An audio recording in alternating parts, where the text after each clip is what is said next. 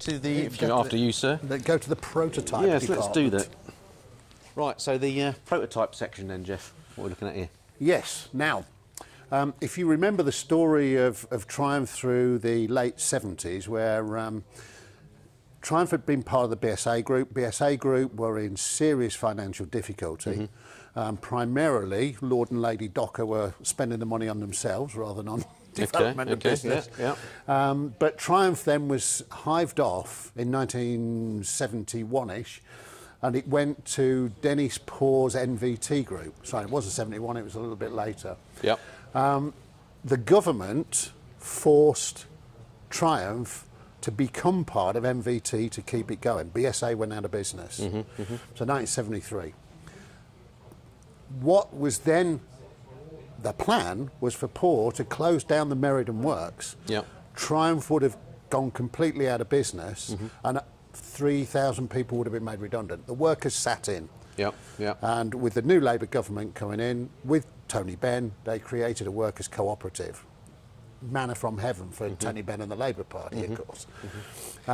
With a lot of to-in and fro-in and living from hand to mouth, the cooperative carried on through and got all the way through to 1983. Okay. Well, actually, the back end of 1982, before finally it ran out of money. Right. So, with that as a backstory, what you have here, the bike in front here, the Bonneville 750, and you have to say this carefully because it wasn't the last bike that was built on the Meriden production line, but it was the last bike to leave the factory before the bulldozers went in. Oh, okay, yeah. Wow. It was the show bike for the 1982 Earls Court show. Yeah.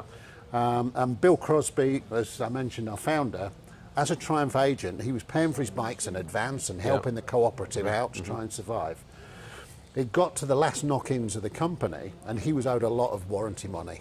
He went to the factory, saw that bike, and that bike had got a lot of parts that had been robbed that had been sent across to customers. Yeah. He said, you owe me warranty money, I've got the parts that will fix that bike. Yeah. You put that bike back together, give me the bike and we'll call it quits. Okay, knowing that that was going to be probably have some value to it. That's exactly what happened, and then John Bloor took his bulldozers in and Bonneville Close became a reality. Right, he built their houses there. Right, goodness me. Behind them, we've got a couple of engines there. The one in the grey frame, when the cooperative came into being, Weinstock at GEC decided he wanted to do what he could to help them. And he went to the Triumph Workers Cooperative and said, what can we do as GEC to help you to survive? And they thought about it and they said, you know, we've got a big problem with vibration. So that engine in the grey frame is the result of GEC working for nothing for the cooperative to counteract this vibration problem. And how did they do that? What was their solution? It's a counterbalance system, countershaft system. But as you can see looking at it, first off it's too wide. Yeah. It was too expensive to manufacture, and the offset of the counterbalance and lower vibration was lower top-end performance. Okay. So it never saw the light of day. Fair dues. Interestingly, the Muppets were key at the time, and if you remember, they used to do that thing, Pigs in Space. Yeah, yeah. Well, I do remember that, unfortunately. That's how that got its name. That is actually the Pigs in Space engine, because the engineers said, before that runs, we'll see. Fair enough. All right. But next to it is the Triumph version of a countershaft engine, which was a little bit later. And you can see below the cradle of the frame, there's a little bit hanging down, and that was what the engineers worked on at Triumph themselves. Unfortunately, neither of them made it into production. And the bit hanging down, again, was as a basically like a counterweight, effectively. Effectively, right, that's right.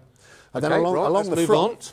Right, so what are we looking at here then, Geoff? OK, well, again, back to 1982 Earls Court Show, 1983 model year. This is a 600 Daytona prototype. Right. They decided that they wanted to look at a 600cc engine to lower the insurance costs. Right. Because in those early 80s, the insurance costs were starting to spiral. So a 600cc parallel twin, nice looking bike. Yeah, but it's of nice course, looking bike. Because the factory got into difficulty, then it never saw the light of day. Oh, what a shame. Which is... And is that the first use of the name Daytona, do we know? No, I'm not sure it was. No, there was a 500 Daytona before it. All right. You know, with, in the same style as Tiger Hundreds and things like that, and trophies. Gotcha. And what about the blue one? Now, this one's a very, very important bike, because this engine is the prototype engine for the Trident, 750 Trident. Okay, yeah.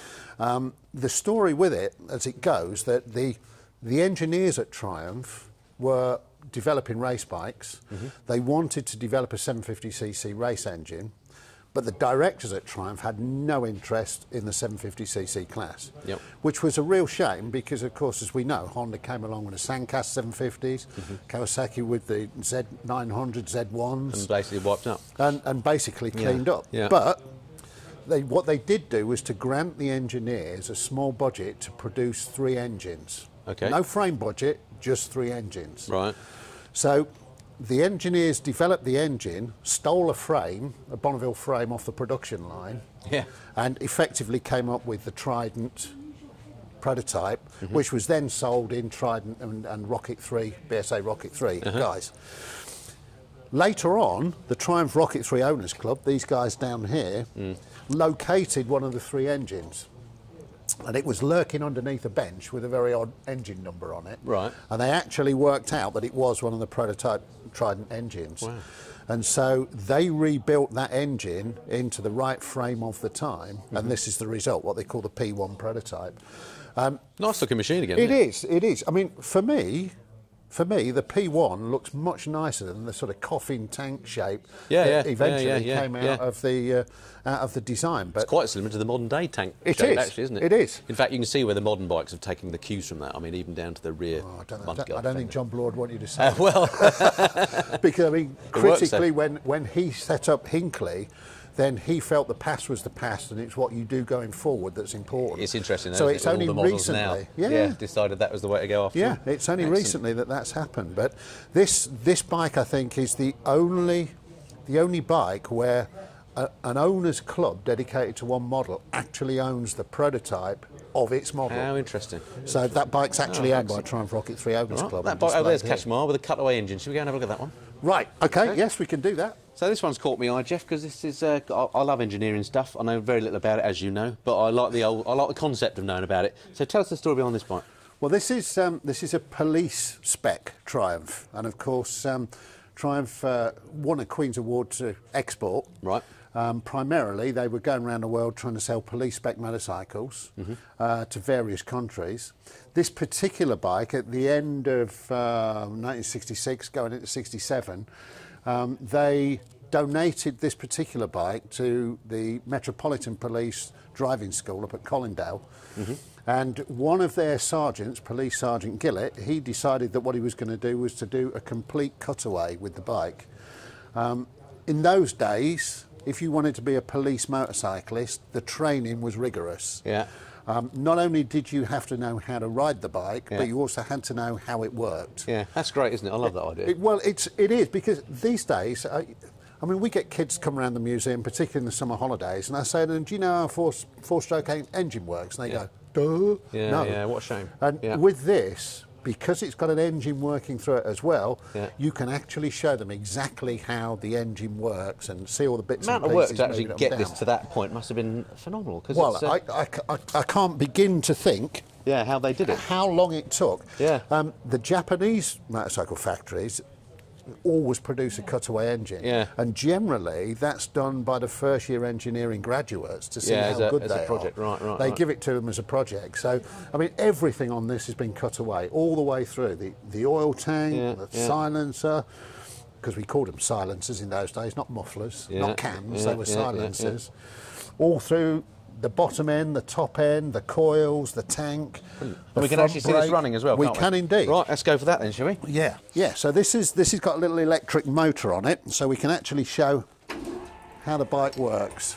So yeah, just put a little bit of extra light on that for you so you can see it all working. So yeah, I mean, his attention to detail with this was absolutely phenomenal. Even the rocker covers at the top there, in sections so you can see the push rods going up and down, the valve gear. The piston itself's been sectioned so you can actually see the small end bearing in there. And of course, as a Triumph rider, the most important thing that you needed to know was this was where the points were. Because when it rained, that's what needed the attention. That's what needed the attention. And a little known fact, I knew it because my father was a Park Drive smoker. A Park Drive cigarette packet is 15 thou thick. Oh, how handy. So it's shiny one side, and it's like blotting paper the other. So no need for a feeler gauge. Well, when your bike stopped on the side of the road, off came the cover, in went the parky packet. Not only did it check the gap, but it also absorbed the moisture. Result. Double whammy. Yeah, double whammy. So there you go. Splendid. But, you know, you look at bikes like this and just the amount of work that must have gone into it, absolutely phenomenal. But it's useful to show down to the oil pump working and how the whole bike operates. It takes a bit of oiling now just to keep it running like this. It does. We do have a little oil can over on the far side there just to give it a squirt here and there. It wouldn't be a Triumph otherwise, would it? Of course. All right, so just before we say cheerio at the Triumph shed then, what have we got here, Geoff? Well, this is an interesting story because I know you like your flying I just do. as well as you like your motorcycles. I do. So what we have here is a race bike from 1946. It's a Grand Prix 500. And what's unusual about this particular bike is the engine itself. Now, during the war, the long-range bombers, the Lancasters and the Halifaxes and what have you, basically they could run all their electrics from the batteries until they fired the guns. Right. When they fired the guns, the batteries went flat. Okay. So the MOD decided that they were going to have some generator packs put into the long-range bombers. Yep. And basically, the engine that was used in the stationary generators was a Triumph 500 parallel twin. So this is the same engine that was used in the long-range bombers during the war. You can tell the difference between a standard, if you like, standard twin at the time. The way the pipes come out of the cylinder, they're coming out parallel, whereas normally they're splayed either side. And the two little plugs in the finning on the side, they were there so that if the engine was used in a generating set, they'd drill and tap that to go into the box. Right. Oh, how interesting. So they've got something they're manufacturing for dual purpose with minimal. That's quite clever, isn't it? Yeah. So that's a bit of irony there, isn't it? Because what you said earlier about the originally Triumph being a German company, well the two German founders. Yeah, that's right. And then here we are, at the risk of not mentioning the war, using their stuff to help bomb them. Well, exactly right, because started by Germans, the factory in Coventry wiped out in the Blitz, the German Blitz raid of 1940. Yep. And final analysis in the war, trying for making the engines for the long-range bombers to pay them back. Okay then, so we're almost done with the Triumph shed for now, Geoff. This has brought us right up to date, or pretty much up to date in museum terms. Yes. What are we looking at here? This is an important bike. This is Bruce Anstey's lightweight TT winning bike from 2003. Wow, what's it doing here? Well, it's this was spotted in a bike shop, believe it or not, over in Woburn Green by one of our trustees who got chatting to the bike shop owner. He said, "Yeah, it's Bruce Anstey's bike. Yeah. I don't think he's got anywhere to put it, and we're running short of space." And we went, "We know just brilliant. the place." Excellent. Oh, well, that's handy. Yeah, but Nice I mean, this is one of only two Hinckley Triumphs that we've actually got in the museum. Okay. And it's important because this was Triumph's first win at the TT in 28 years. Right. And so it was, you know, a very, very important bike, prepared by Valmoto, Jack Valentine, who then went on. He was doing a lot of work with David Jeffries with V&M bikes. And he also did a lot of work then with Crescent Suzuki in the World Superbike Spec. So I'm amazed at 600, just how big it is. I mean, it looks massive compared to today's bikes, doesn't it? Well, that's right. I mean the back end is huge. Well, it's obviously up on a paddock stand as well, but you look at modern bikes generally in comparison. Is amazing. Yeah, exactly. And the other interesting thing, if you look at old race bikes, generally the seat was over the rear wheel spindle and everybody was lay flat. Yeah. Whereas now they're all moving forward, aren't they? Getting the weight forward and the rear ride height and everything else. Great stuff. Okay, so the final thing in Triumph before we leave it. Yeah. Can you tell the difference between an original Meriden Triumph badge and a modern Hinckley one? Can't say as I can. No. What's the difference? Well, basically it's all in the H. Right. And okay. We do it this side so we see it on the camera. If you look at the modern Triumph, the swoop of the R comes into the left side of the H. Right.